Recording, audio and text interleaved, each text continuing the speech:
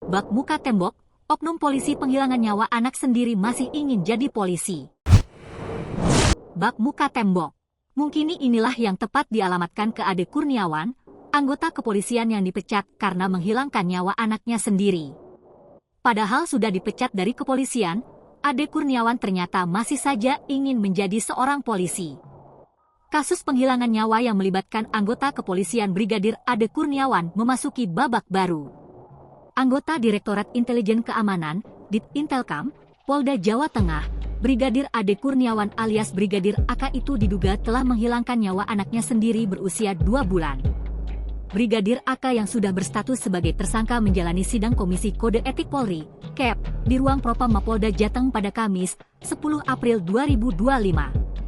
Hasil putusan sidang KEP berlangsung dari pukul 10.30 sampai pukul 16.35 WIB itu, menyatakan Brigadir AK dijatuhi sanksi terberat berupa pemberhentian tidak dengan hormat, PTDH, atau dipecat sebagai anggota polisi. Kuasa hukum keluarga DJP, Ibu korban An, M. Amal Lutfiansyah, mengungkapkan pihaknya menyambut baik putusan majelis sidang KEP yang telah memecat Brigadir AK. Lutfi juga melihat Brigadir AK mengakui beberapa perbuatannya sehingga layak dipecat dari anggota Polri. Menurut Lutfi, dalam persidangan terungkap pula beberapa fakta-fakta yang menegaskan bahwa Brigadir AK telah melanggar kode etik kepolisian, diantaranya telah tinggal bersama dengan DJP di asrama polisi, Aspol. Perbuatan dia, pidana, juga merusak citra dari Polri, sebut Lutfi. Namun, meski mengakui perbuatan itu, melalui kuasa hukumnya, pihak Ade Kurniawan mengajukan banding.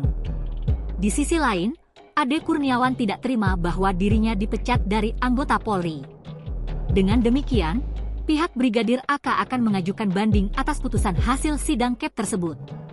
Brigadir AK menolak dipecat karena masih ingin jadi anggota Polri. "Klien kami masih ingin jadi anggota Polri, jadi kami harap seperti itu, tidak dipecat," ujar kuasa hukum Brigadir AK, Moharir, di Mapolda Jateng. Download Tribun X sekarang, menghadirkan lokal menjadi Indonesia.